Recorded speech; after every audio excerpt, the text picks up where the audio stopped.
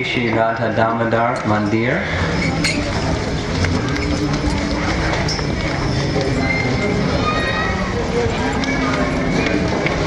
This is a very sacred place. Srila Prabhupada on more than one occasion said, the most sacred place in the universe, right where we're seating at this moment. What I want to do right now is just give highlights, and then we'll go to a quieter place where there's shade also, and describe detail. But so that you can become acquainted visually with where we are, this is the Samadhi Mandir of Rupa Goswami and the Bhajan Kutir of Rupa Goswami, under renovation.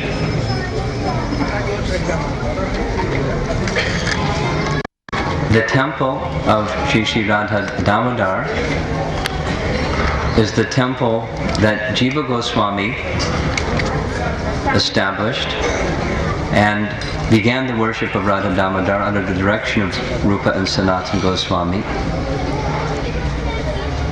The Samadhi Mandir over on this side, as everyone is circumambulating around the Prikrama Marg here, is the Samadhi Mandir of Bhugarva Goswami. Bhugarva Goswami and Lokanath Goswami were contemporaries of Chaitanya Mahaprabhu, and Lord Chaitanya requested them both to come here before he came to prepare things for his arrival, knowing, while still in Navadvip, that he would be coming to Vrndavan. So they came, and Bhugarva Goswami became an associate of the 6 Goswamis, very intimate and elevated Vaishnav. So his Samadhi Mandir is here, his deities are also on the altar. We'll describe in detail later.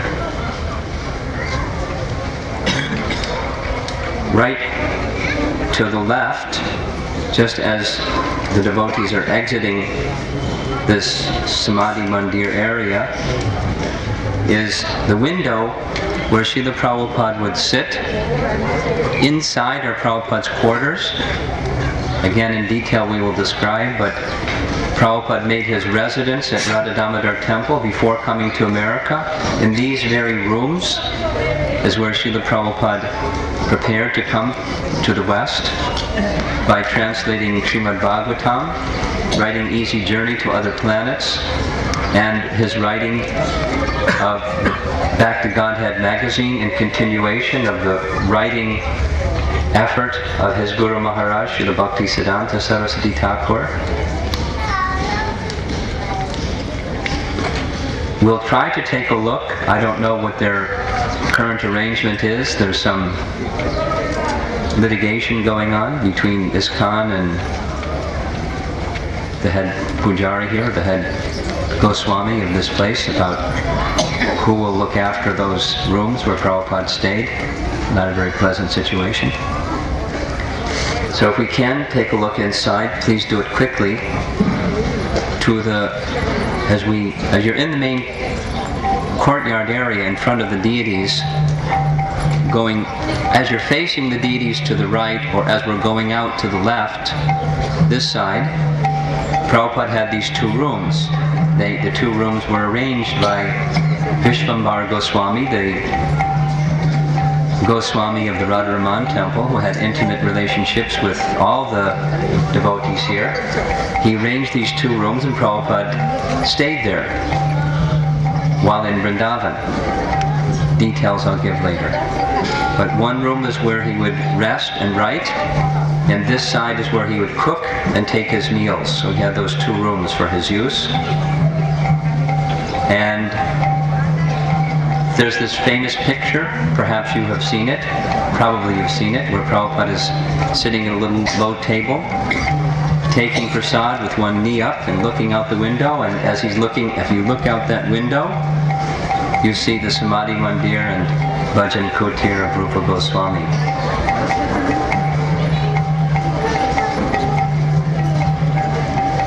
In the month of Damodar, when Prabhupada first brought the devotees back to India from America, there's the famous Nectar Devotion series where Prabhupada is lecturing from Nectar Devotion every day. Took place right there. He sat on the little veranda out in between the two rooms. The devotees sat, when there was not this kind of situation that we see now. Vrndavan was unvisited, practically, obscure, prior to Prabhupada's reviving interest in Krishna Bhakti and Vrndavan. So he sat there and the devotees sat in the courtyard, and every day he would lecture on Nectar Devotion.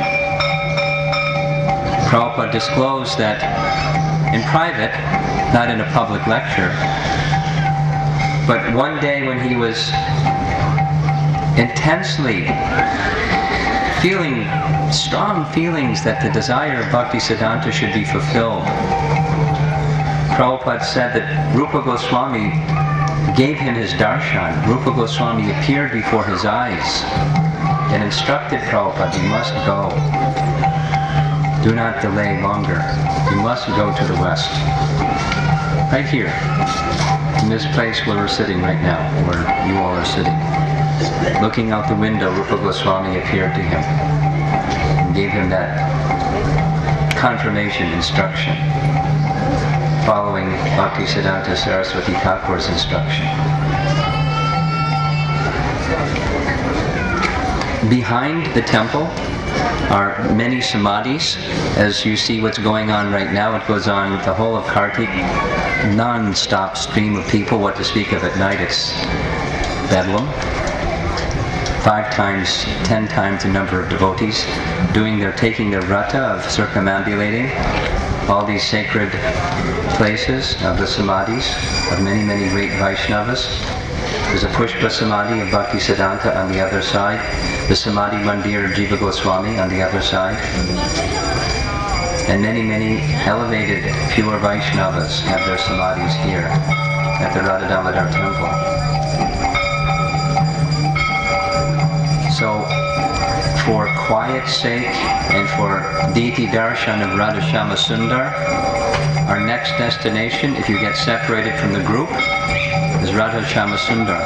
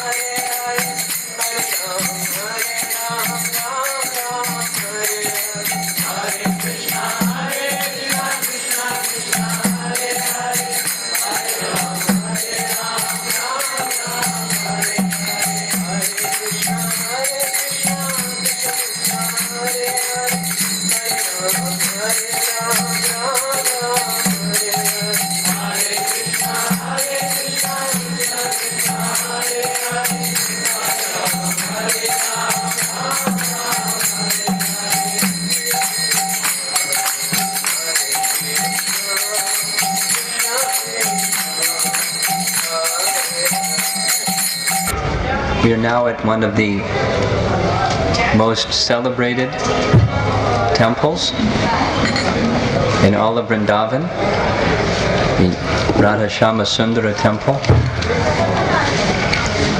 the place of bhajan and the place of worship of Shamananda Goswami. We have his bhajan kutir of Shamananda Prabhu, and across the street and down just a little is the Samadhi of Shamananda Prabhu. Give a little description of the life of Shamananda, which is very, very transcendental and amazing.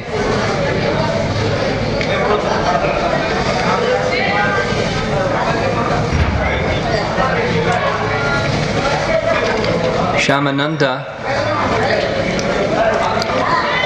was born in West Bengal, and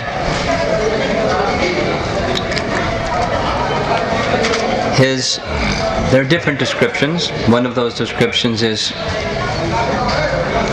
he was given by his parents the name Krishna Das,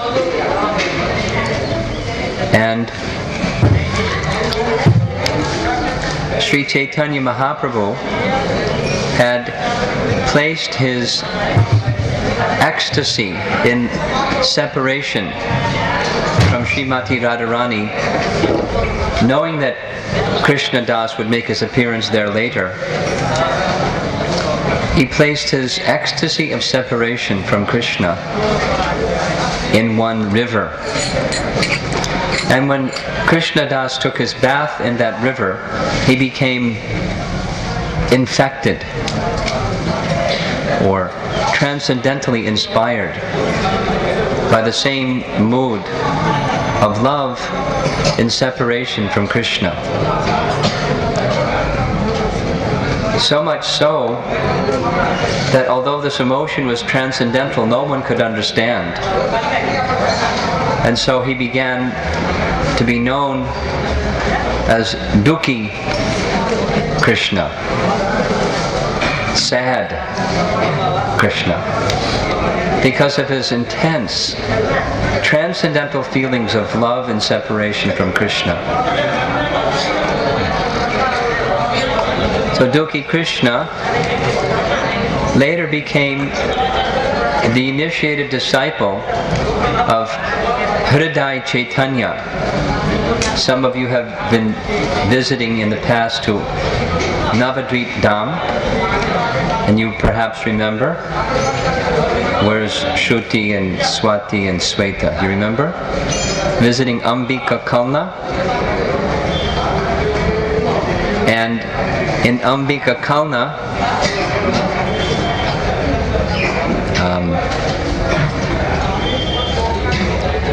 Chaitanya Das became known as Hridaya Chaitanya, because the deity of Lord Chaitanya entered into the heart of Hridaya Chaitanya. So he later became known as Hridaya Chaitanya, and Hridaya Chaitanya became the initiating spiritual master of Dukhi Krishna, who then became Dukhi Krishna Das. Under the instruction of Hridaya Chaitanya,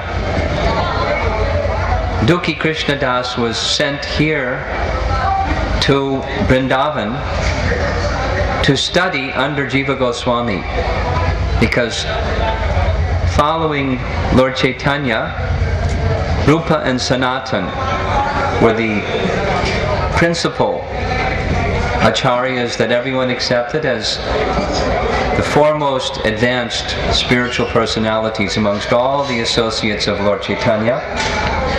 Following Rupa and Sanatan, Jiva Goswami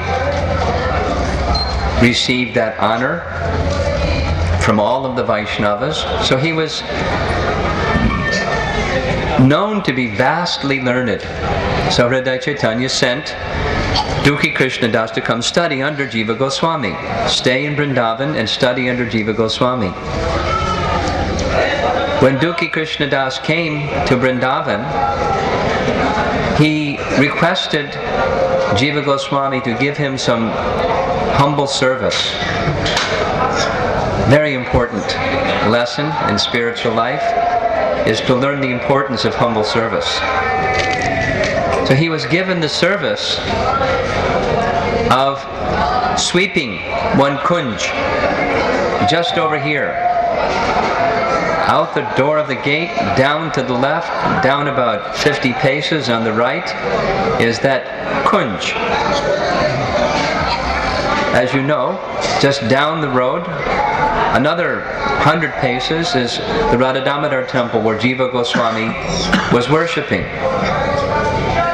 Just up the street was the kunj, given to render some service. So, very, very elevated Vaishnav, but he simply took a broom and swept the kunj and made it very clean every day, as a service to all the devotees that might go there. Because of the pure love of Dukhi Krishna Das in separation from Radha, he received a transcendental reciprocation from Srimati Radharani herself. One day he found one Nippur, and when he touched the it is not an ordinary, mysteriously unique, he decided who belonged to this ornament.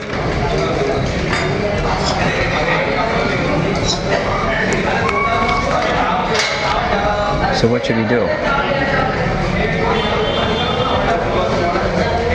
Is there time to get there now?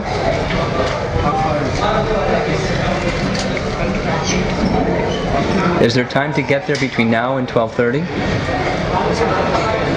Huh? You can't. Then what about Icy? And then what about Kata?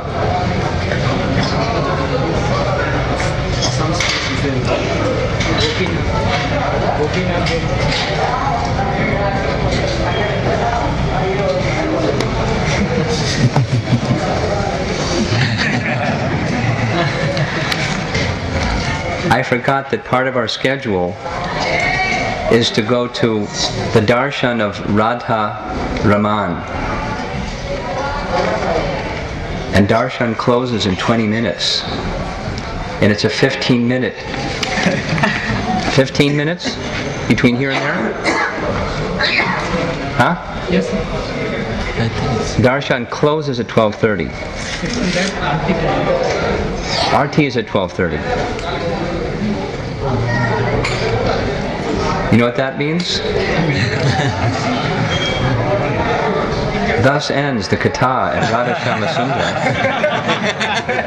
And we will very quickly go to Radha Raman Temple. If you get lost, Radha Raman Temple. Radha Raman Temple. Next. Darshan. And then we'll go to Radha Gokulananda, where we'll have what we're supposed to be doing the last 3 times. Shri Radha Shamasundara ki jai, Shamananda Pandit ki jai, Thai Gaur Pimanandi. Hare Krishna, Krishna Krishna, Hare Hare, Hare Rama, Rama Rama, Hare Hare. Hare Krishna,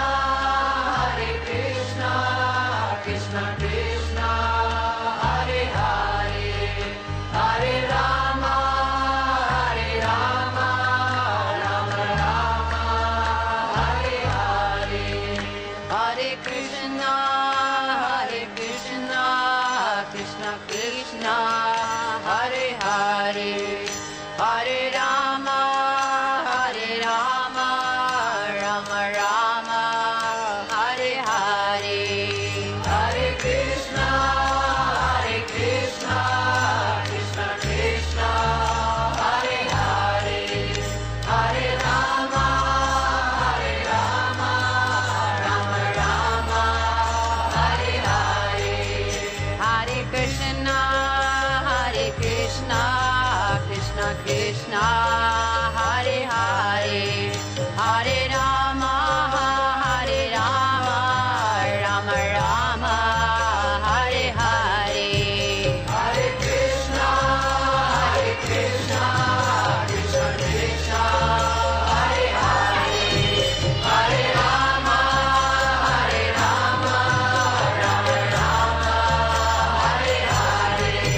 Hare Krishna, Krishna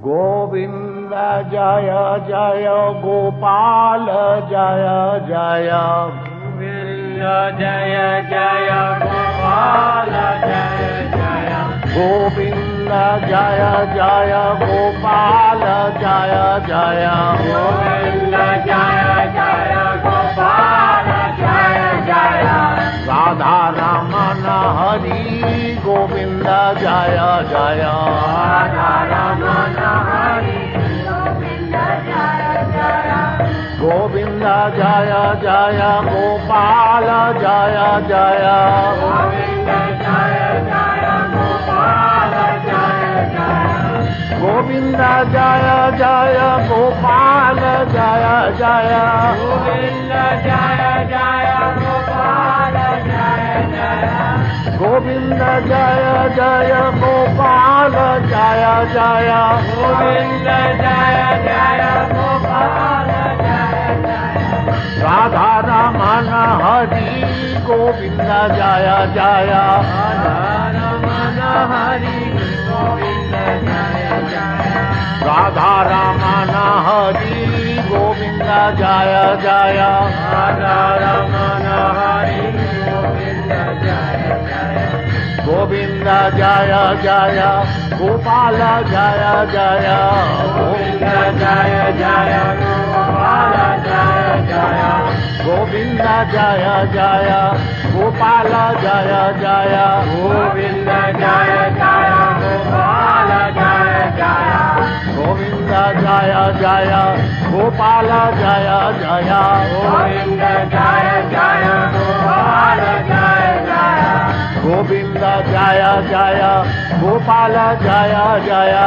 Govinda Jaya Jaya Gopal Jaya Jaya Radha Raman Hari Govinda Jaya Jaya Radha Raman Hari Govinda Jaya Jaya Radha Raman Hari Govinda Jaya Jaya Radha Raman Hari Govinda Jaya Jaya Radha Raman Hari Govinda Jaya Jaya Radha Raman Hari Govinda Jaya Jaya Govinda Jaya Jaya Gopal Jaya Jaya Govinda Jaya Jaya Gopal Jaya Jaya Govinda Jaya Jaya Gopal Jaya Jaya Govinda Jaya Jaya Gopal Jaya Jaya Govinda Jaya Jaya Gopal Jaya Jaya Govinda Jaya Jaya Gopal Jaya Jaya Radha Raman Hari Govinda Jaya Jaya Radha Raman Hari Govinda Jaya Jaya Radha Raman Hari Govinda Jaya Jaya Radha Raman Hari Govinda Jaya Hare Rama Hare Rama Rama Rama Hare Hare Hare Krishna Hare Krishna Krishna Krishna Hare Hare Hare Rama Hare Rama Hare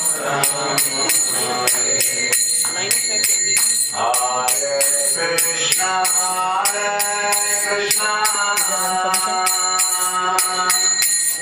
Krishna Krishna Hare Hare Hare Rama Hare Rama Rama Rama Hare Hare Hare Krishna Krishna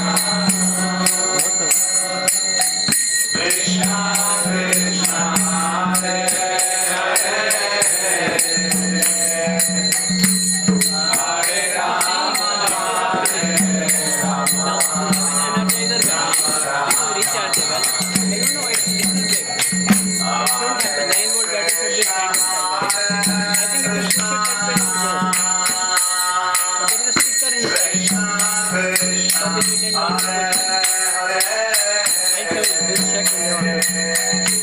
Rama Hare Rama Hare 6 hours, no? 1 hour only. 1.5 hours. Krishna, Krishna Krishna, Hare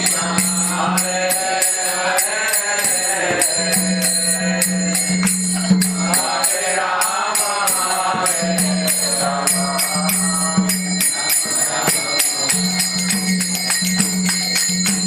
Hare Krishna, Hare Krishna, Krishna Krishna, Hare Hare, Hare Rama, Hare Rama, Rama Rama, Hare Krishna, Hare Krishna,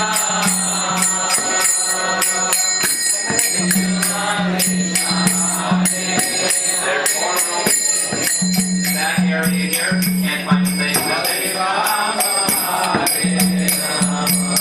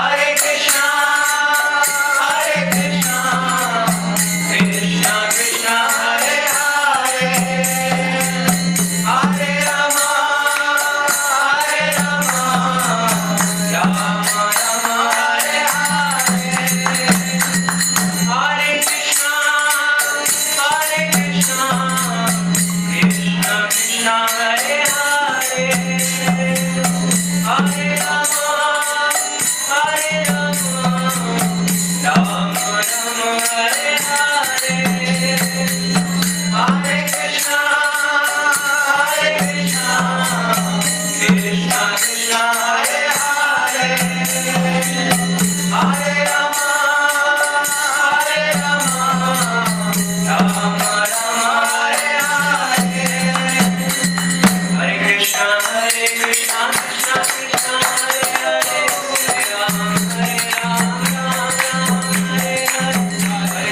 Hare Hare, Hare Rama, Hare Rama, Rama Rama, Hare Hare.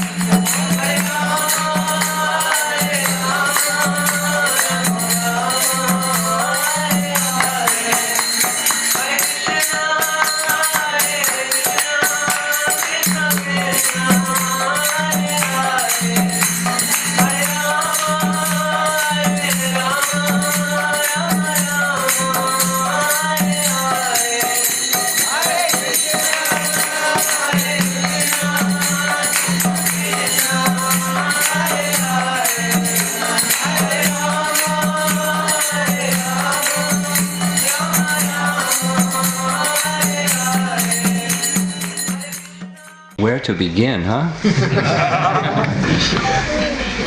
Should we go just to reverse play, or? I think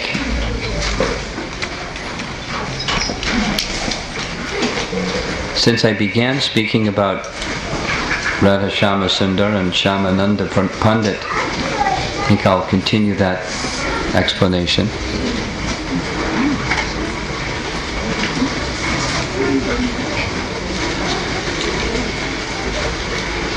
Where we left was Dukhi Krishna Das had come to Vrndavan under the instruction of his spiritual master, Hridaya Chaitanya, to study under Jiva Goswami.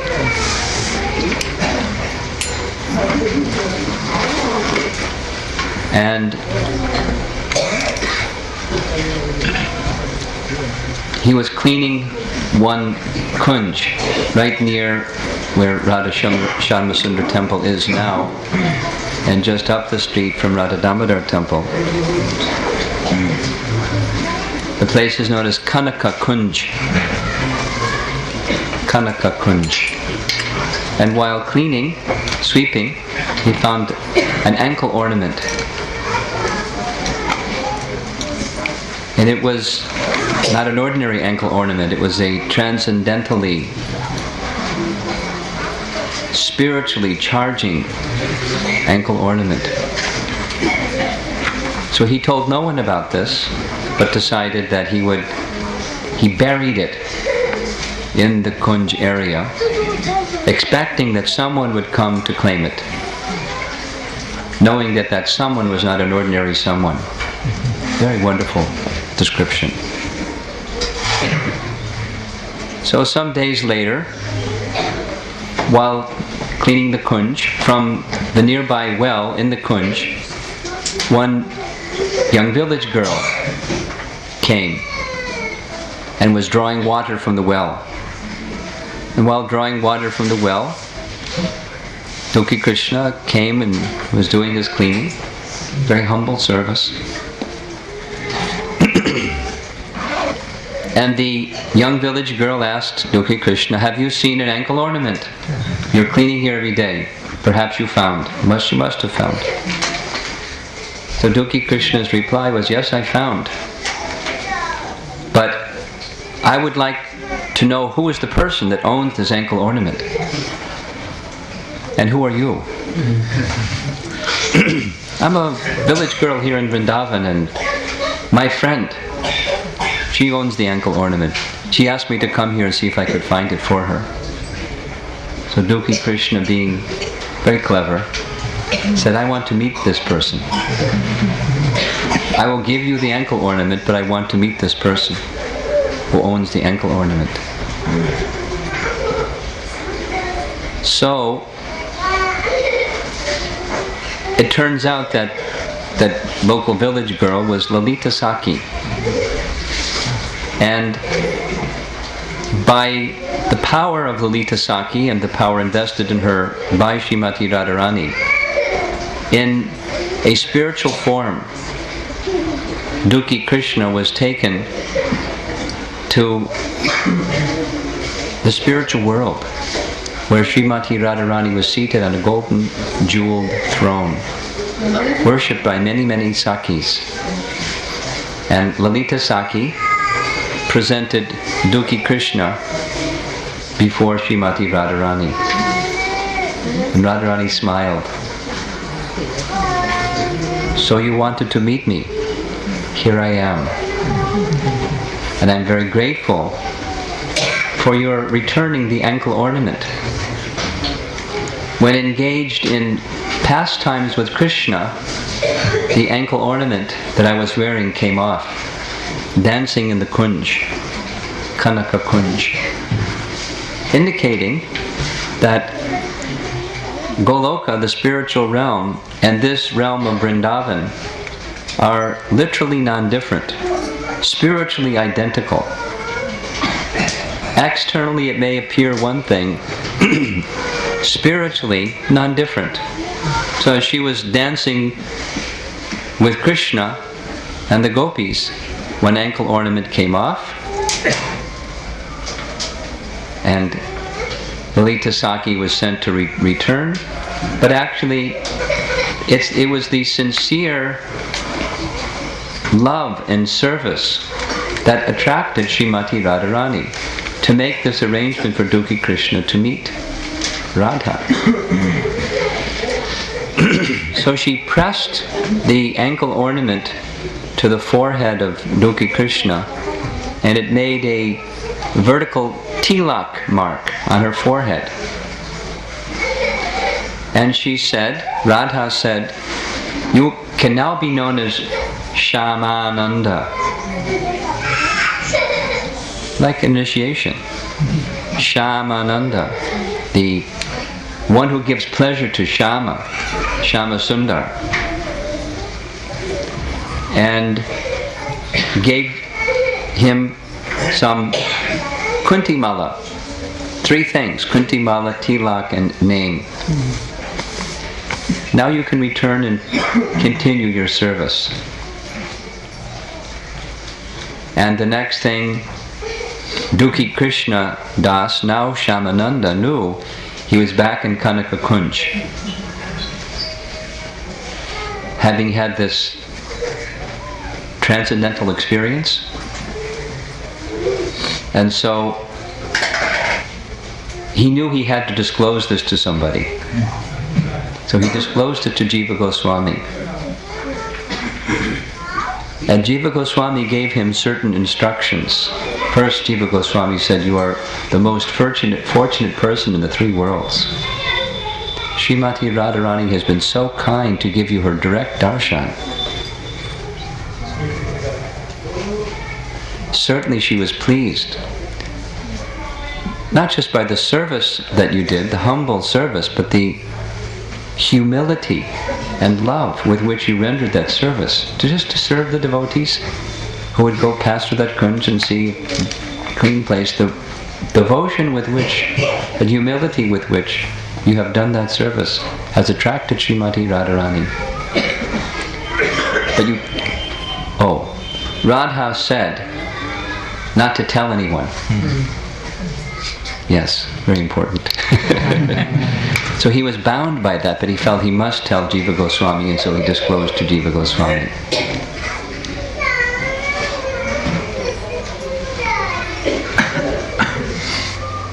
So after some time, continuing his service and continuing his studies under Jiva Goswami, some of the disciples of Hriday Chaitanya came from Ambika Kalna, from Navadvip area, to Vrndavan, to come for Kartik and do Prikrama and the places of Krishna's pastimes that were being disclosed by the Goswamis of Vrndavan. And when they came, they saw their godbrother, who was Dukhi Krishna, now going by a different name, Shamananda, and now a different tilak, and now a different kuntimala, different markings, indicating like a different sampradaya of Vaishnavas. So they were very disturbed, because spiritually this is an important understanding that you should hear very carefully. They took the news back to Hriday Chaitanya, who said, this is a great aparad, having taken Diksha in a bona fide line of disciplic succession and then accepting another initiation is an offense. He didn't blame Dukhi Krishna as much as he blamed Jiva Goswami. But both were at fault. Had such a thing happened, both would have been equally to blame. And so Hriday Chaitanya, an eminent, please understand how elevated is Hriday Chaitanya, that Gaurnitai entered his heart.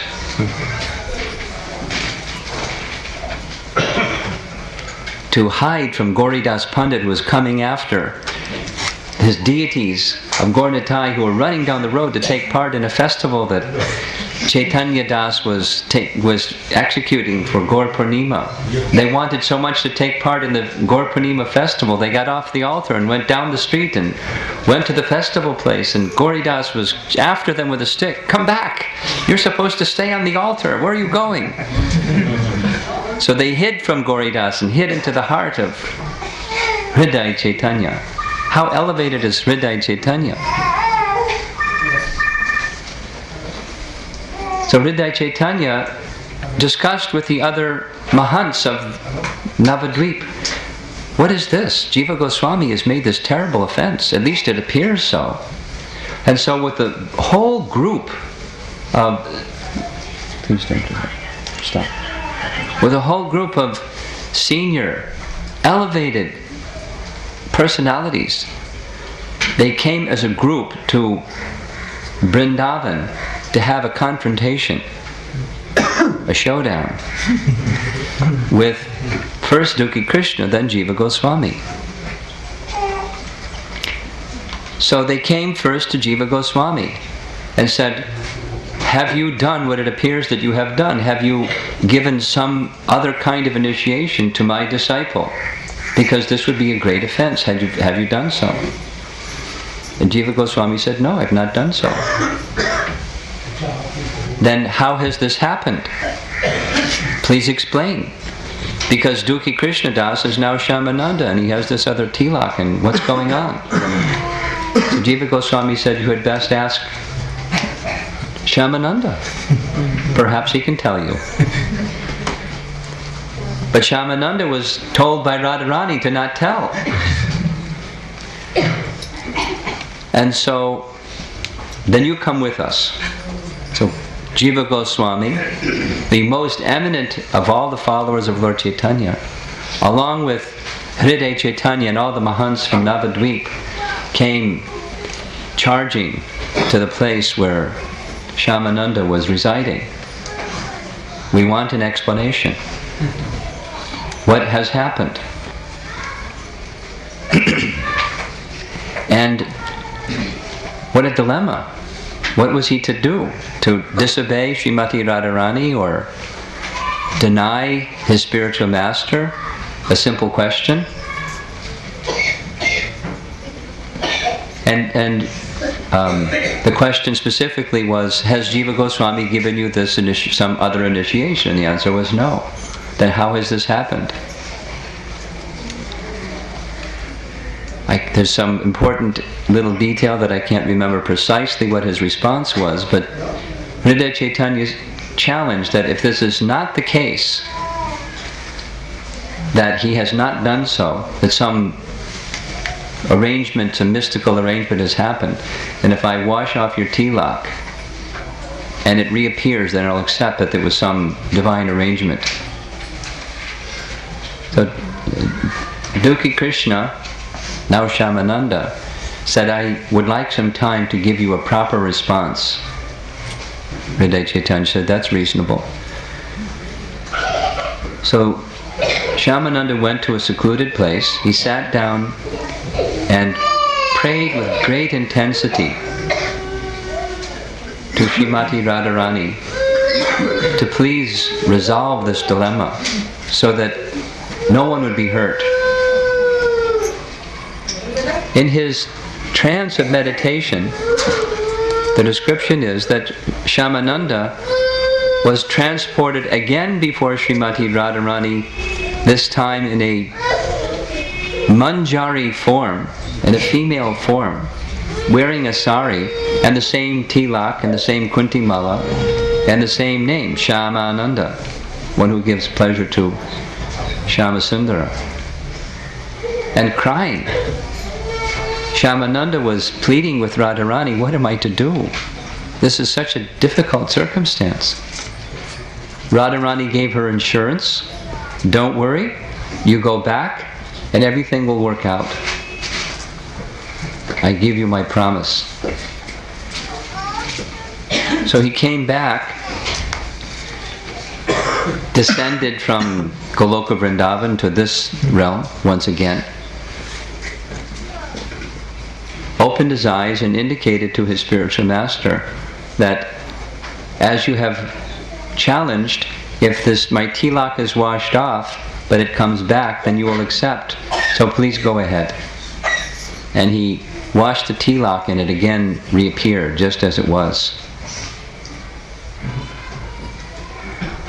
Vrndavan Chaitanya could understand this is not something worldly, ordinary of any kind. It's a transcendental divine arrangement. So without violating Radharani's word, and without putting Jiva Goswami in any difficulty, the whole matter was resolved. Vrndavan Chaitanya accepted. Something happened within his heart, and he accepted that this is some divine arrangement, not a violation of etiquette by Jiva Goswami. And in fact, Vrndavan Chaitanya accepted that his disciple, Dukhi Krishna Das, is spiritually, somehow by the grace of the Supreme Lord and his internal potency, has become a greatly elevated Vaishnava. Of course, the whole sequence of events was all very revealing for our Gaudiya Vaishnava teaching. He received some mercy from Lord Chaitanya, going way back. And when he wanted to receive his initiation from Gauridas, because Gauridas was also a very unique disciple of Lord Chaitanya, he just intuitively knew that he wanted to become a disciple of Vrndavan Chaitanya, who was a disciple of Gauridas, who was very dear to Lord Chaitanya. And his desire was so clear and so strong and so unswerving that his father relented, even he was young. And step by step, the simple, humble service of sweeping. How many of us may be given some simple, humble service and think, gee, when are they going to give me something important to do? Instead of this menial little service here. But through the mood of humble service, his heart became fully purified, and Radharani became so pleased that she made this arrangement to have Lalita Sakhi, her most confidential associate, sent directly to bring Shyamananda to her presence. Then a dilemma and the whole wonderful drama. And that the practice of spiritual life, while it takes place on this plane in practice, when one's consciousness is pure, it takes place on the spiritual plane. And one who becomes a recipient of the mercy of Lord Chaitanya, such transcendental events can transpire in one's life. So Shyamananda remained under the care of Jiva Goswami, and Shyamananda and Narottam Das Thakur, whose deity is on the altar here, and in 2 days from now there's a big festival in honor of Narottam Das Thakur that's going to take place right here. In fact, they're preparing the vegetables and grains and everything today for the festival in 2 days from now, because there's so many devotees going to be swarming all over this place, enjoying, celebrating. Narottam Das Thakur and Srinivasacharya, those three, Srinivasacharya, Narottam Das Thakur, and Shyamananda, became principal students of Jiva Goswami, who, under Jiva Goswami's training, became fixed in the philosophy of, or the teachings of Lord Chaitanya and the Goswamis, and then sent them out to spread the message of pure devotional service to the world here in India, known as the first Sankirtan party. And that whole long description of that event is found in Bhakti Ratnakar. After some time he returned again to Vrndavan, Shyamananda, and his Samadhi Mandir is in the same area as the Kanaka Kunj, where the ankle ornament of Srimati Radharani was found. So we passed by that. It's in between Radha Damodara temple and the Radha Shamasundar temple. Just on the left, a very small place, too small for all of us to fit. And you saw the decoration on Krishna's head, carrying a basket of flowers. They have different festivals almost every day honoring some pastime of Krishna. That particular pastime is where Krishna dresses like a gardener, a female gardener, Vanamali, and places flowers upon his head and returns the flowers for decoration of Srimati Radharani. Shri Shri Radha Gokulananda Ki Jai.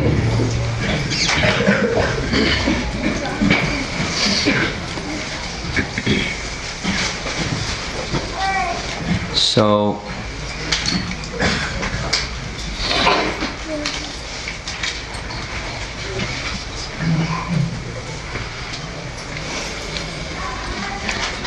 from there we came to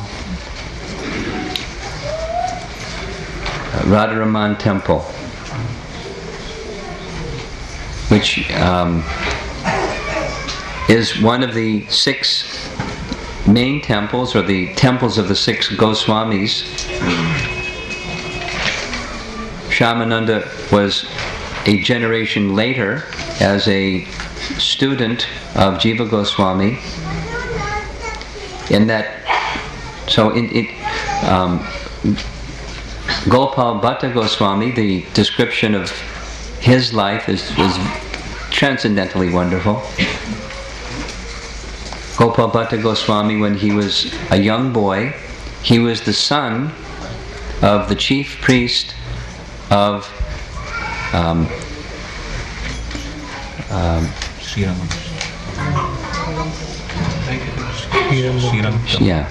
Srirangam, Venkata Bhatta.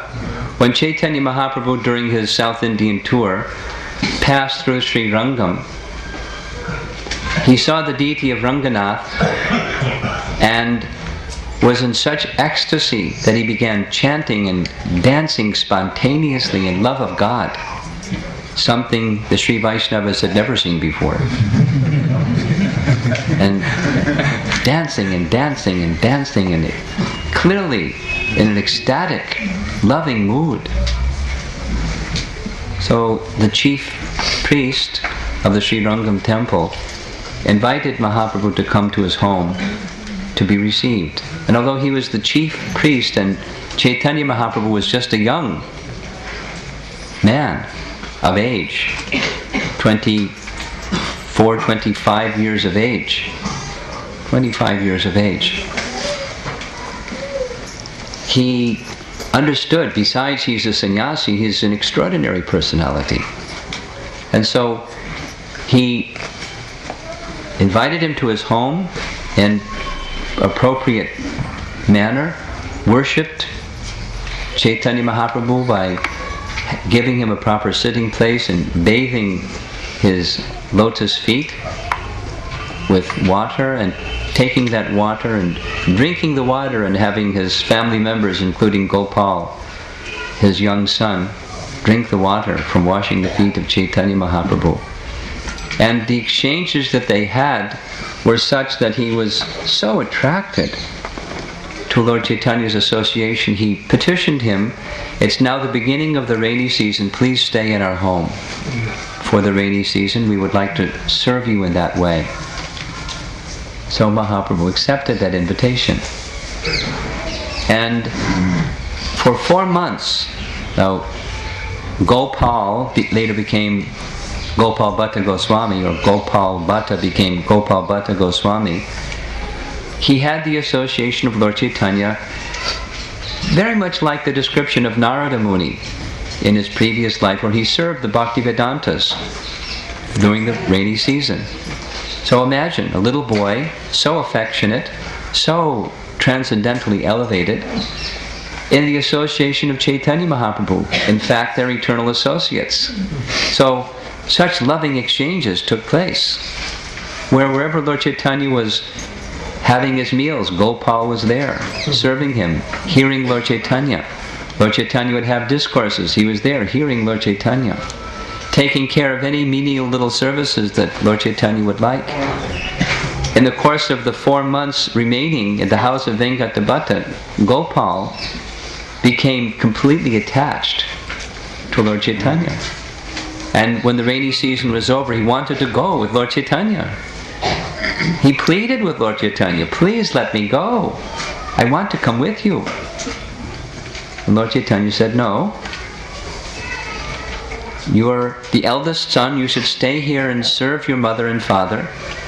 In due course of time, when you are mature and they're of old age, with their blessings only, you can come and join me, or go to Vrndavan, where Rupa and Sanatan will be based."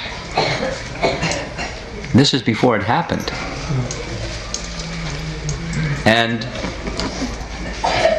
Gopal followed the instruction of Lord Chaitanya, and at a mature age, the love of Bhatta and his wife for Lord Chaitanya was so strong that they requested Gopal, "Now it is time, you can go. Take residence in Vrndavan," as Chaitanya Mahaprabhu advised. They accepted Lord Chaitanya as the personality of Godhead in the role of a sannyasi. Lord Chaitanya disclosed like that to them through his association. They accepted him in that way. But of course they were maintaining their position in the Sri Vaishnava Sampradaya. So they encouraged their son, "You go." So Gopal Bhatta, while he was growing up, please appreciate this part of the plan of Lord Chaitanya for spreading Krishna consciousness. While Gopal was a young boy, he was a brilliant scholar, and he had full access to Lord Chaitanya's teachings, having heard it, as well as the Sri Vaishnava tradition. So he compiled 2 literatures. He had notes on essential teachings of Vaishnavism by category. And under this category, that category, he had many different scriptural references with explanations of those scriptural references. And during his whole life, he had compiled this literature, and he brought it with him here to Vrndavan. And then he entrusted that notes, that whole pile of... Have some of you seen devotees that keep like unbelievably detailed notes? I know some devotees like that. I could name some names, but I wouldn't want to embarrass them. But detailed.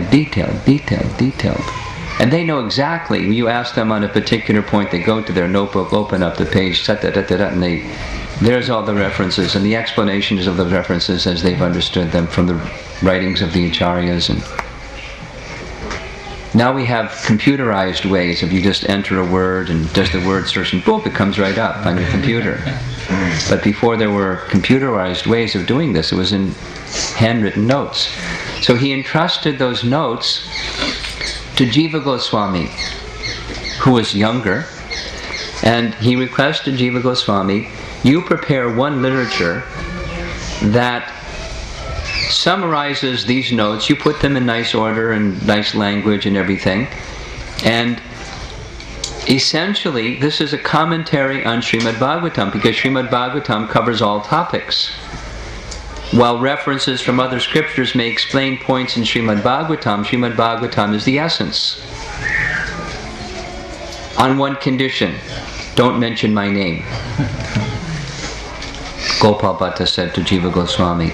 And so Jiva Goswami compiled his 3rd of 3 commentaries on Srimad Bhagavatam. Jiva Goswami was such a prolific acharya that he wrote 3 different commentaries on Srimad Bhagavatam. One of them was just as Prabhupada did. Every verse in the Bhagavatam, he made commentary, like our Srimad Bhagavatam has its verse-by-verse commentary. The second commentary was a more extensive one just on the 10th canto of the Bhagavatam. Detailed commentary on 10th canto of the Bhagavatam. The third was his Sandarbhas, the Sat Sandarbhas, or the 6 Sandarbhas of Jiva Goswami, where all the topics of Srimad Bhagavatam are categorically presented according to the notes of Gopal Bhatta Goswami. And the Sandarbhas today in academia are being discovered by persons who are doing their entire PhD thesis, just like one devotee in America who went to Oxford University at something like 14 years of age in a full scholarship because he's super brilliant. He did his PhD on like 10 verses from one of the 6 Sandarbhas. They're so deep. Just a small section. Jiva Goswami is such a scholar. But the source of the material that he did his scholarly writing on in the Sandarbhas was Gopal Bhatta Goswami. This is important to understand Gopal Bhatta Goswami. He's the kind of devotee that always wanted to be in the background, never in the foreground, but at the same time he was the reservoir of inspiration for those that were in the foreground. Such was the position and the mood of Gopal Bhatta Goswami. And it was so beautiful that he integrated the teachings of the Sri Sampradaya and the teachings of Lord Chaitanya in such a way. Bhaktisiddhanta Saraswati Thakur said that our teachings and our practices more closely resemble that of the Sri Sampradaya than that of the Madhvas. But it's not just by the influence of Gopal Bhatta, it's how Lord Chaitanya made his presentation. A second thing, because his father was the chief priest of Sri Rangam, he knew all about deity worship in detail, and he kept careful notes on all the details of deity worship and kept it in note form and handed those notes to Sanatana Goswami and said, please compile one book that details the Gaudiya Vaishnava approach to all types of rituals on one condition: don't mention my name. In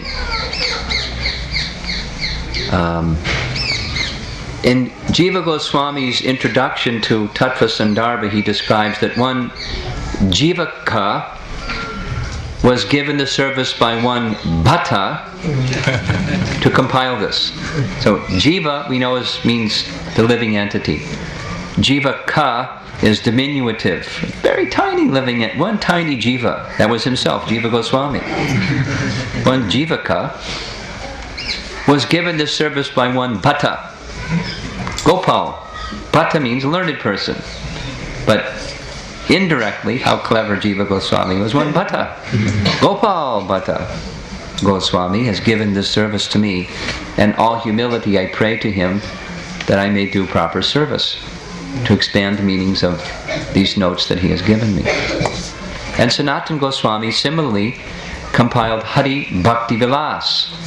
Hari Bhakti Vilas is a manual on all the rituals of Gaudiya Vaishnavism compiled by Sanatana Goswami. So the authorship goes to Sanatana Goswami, but behind the scene is Gopal Bhatta Goswami. And this is the mood of Gopal Bhatta Goswami. And there are certain devotees that I know that like that same mood. They do so much service. And they're a resource that so many people are depending upon. to effectively do service that's assigned to them, which they're in the front line executing, but this other person or persons are their support and the foundation of what they're able to do. Without those Gopal Bhatta Goswami personalities, they couldn't do what they're doing. And this is the mood of Gopal Bhatta Goswami. When he came to Vrndavan, he was given this area by Rupa and Sanatana Goswami to reside. And because he was from this Sri Vaishnava tradition, he particularly was very accomplished and learned in the worship of Shalagram Shila. So there's a very nice description of one time he wanted to go to the Gandakini river to personally receive some Shalagram Shilas. On the course of making that journey to Gandakini river, he stopped at the home of one Brahmin to take his meal and take rest, and the Brahmana made this appeal to Gopal Bhatta Goswami: I am without son, and I pray to you that you somehow give your blessings that I will be able to have a son. In fact, I promise you that if I have a son, I will give the first son to you to serve. Gopal Bhatta gave his blessings by the mercy of Krishna. May this happen in your life. Seeing the purity of this Vaishnava. And then he went on to the Gandakini river and he gathered up his Shalagram Shilas. I've heard different descriptions of the number. Sometimes it's 7, sometimes it's 11, but he gathered them up and put them in a basket and started then coming back down. As he was coming back down, he was feeling strong feelings of humility, but I have no qualification to worship the Supreme Lord, because Shalagram is non-different than Narayan. And what qualification do I have? How foolish. So he turned around and went back and began placing the Shilas in the river. And as he placed the Shilas in the river, they jumped back in his hand. One by one, he tried to replace them, but they wouldn't. He dropped them and they jumped in his hand again. So he could then understand, I don't have a choice in the matter, they want to be worshipped. And so he came here to Vrndavan with his 11 Shilas, living in a, not what we see over there, some very simple facility, the place where the Shilas of Gopal Bhatta Goswami were being worshipped, was in that first place where we stopped after coming out of the temple. Then one day on Nishringa Chaturdasi, one wealthy merchant came from Mathura to visit the temples of the Goswamis, and he came bearing gifts for the deity worship that they were doing, understanding that fantastic, beautiful deity worship is being conducted here in Vrndavan. So he gave to each of the Goswamis paraphernalia for worship, and Gopal Bhatta was in some anxiety that all these wonderful items, cloth, jewels, paraphernalia for decorations of crowns, I have just Govardhan Shilas, or Shalagram Shilas. So, my dear Lord, if you so desire, I would like to be able to serve you in this way also.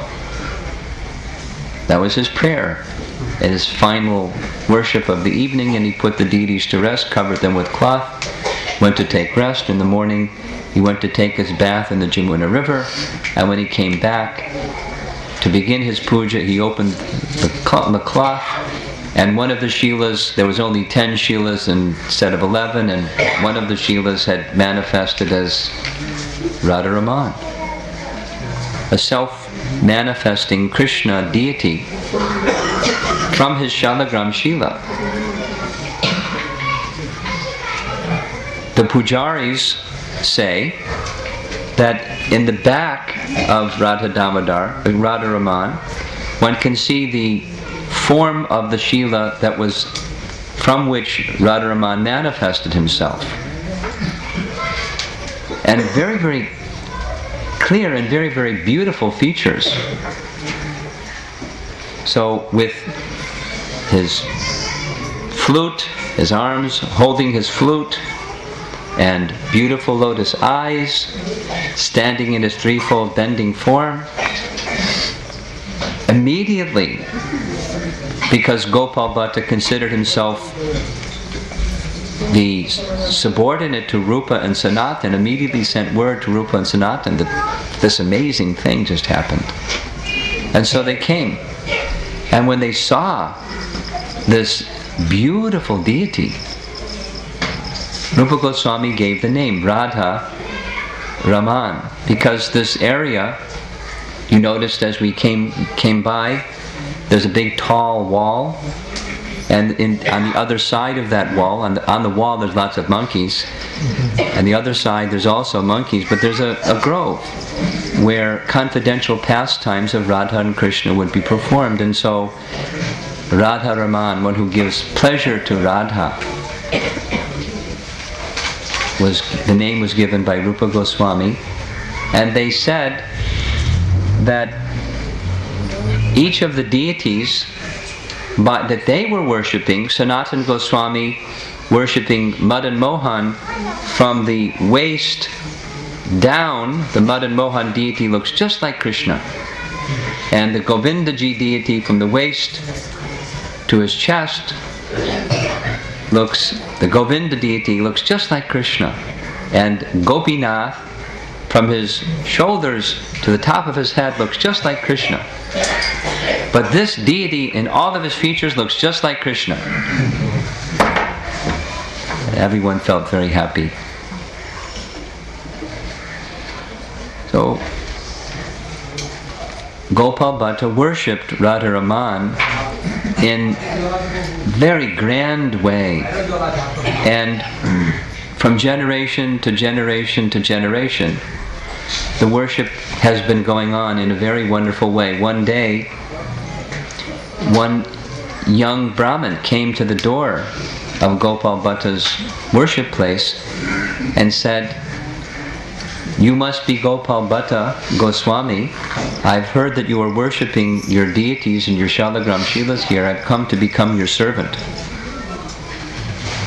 And Gopal Bhatta said, "Yes, I am Gopal Bhatta, but who are you and why is it that you come here to serve me?" He said, "My father told me to come here. My father was a Brahmin that when you went to go get the Shalagram Shilas, you gave your blessing that he would have one son. I am that son. And I've come here to serve you. Please engage me." So that disciple married, and the line of the Goswamis at the Radharaman temple are descendants of that Brahmana who continued the worship under the direction of Gopal Bhatta Goswami, and they've kept the standards at a very, very, very high standard of precisely the teachings that Gopal Bhatta gave them. And there's an intimate relationship between the Radharaman temple and the Gaudiya Vaishnav, or the ISKCON line. When Prabhupada took Vanaprastha, he left home and he came to Vrndavan. He stayed at some other place, not at the Radha Damodara temple first, the Lilamrita describes, and it was nearer to the Jamuna River, but didn't have the proper facilities that needed to do his writing and other things. Prabhupada came to the Radharaman temple and had transcendental discussions with Vishvambar Goswami, who was contemporary with Srila Prabhupada. And when Vishvambar Goswami was visited by Prabhupada, his son, Padmanabha, who is now Padmanabha Goswami, the successor of Vishvambar, would see Prabhupada and his father engaging in very, very wonderful Krishna Katha together. Vishvambar, being a friend of the Goswami who was at the time in charge of the Radha Damodara temple, made his recommendation, give 2 rooms for this Vanaprastha to stay there.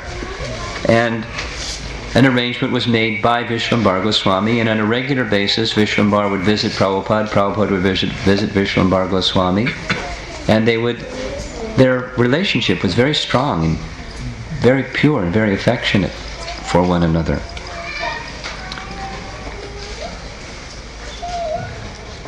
And after the Vishvambar Goswami took full responsibility to oversee the installation of Krishna Balaram when Krishna Balaram Mandir was opened.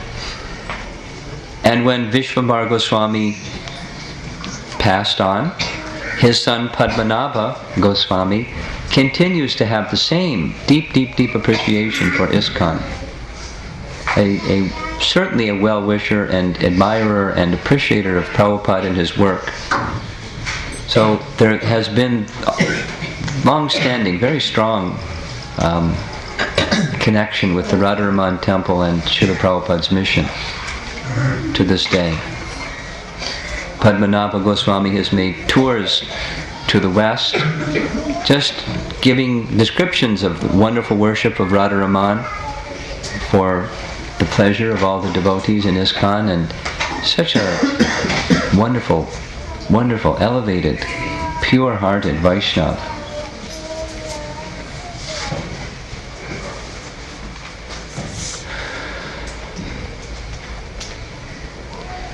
I'm sure there's many things also to say about Gopal Bhatta Goswami and Radharaman.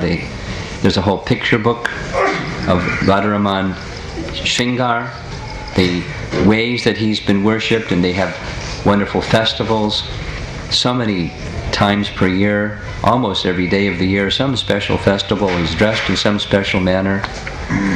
When you see the altar, you saw the deity of Radharaman. Where Radha is, there's no Radha, but it's a crown, because Shalagram is Narayan, and so that was Gopal Bhatta's arrangement, that a crown of Radha representing where Radha would be standing is placed there. So very wonderful and transcendental place. So I think I should stop for 2 reasons. Lunch is supposed to be here, and we need to do some translating, and I think take a little break. Radha Madhava Kunja Vihari Jaya Radha Madhava Kunja Vihari Jaya Radha Madhava Kunja Vihari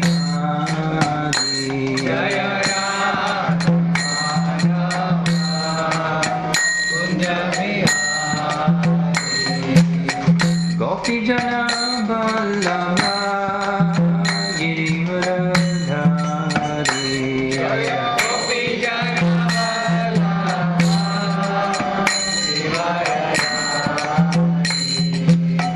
Gopi Jana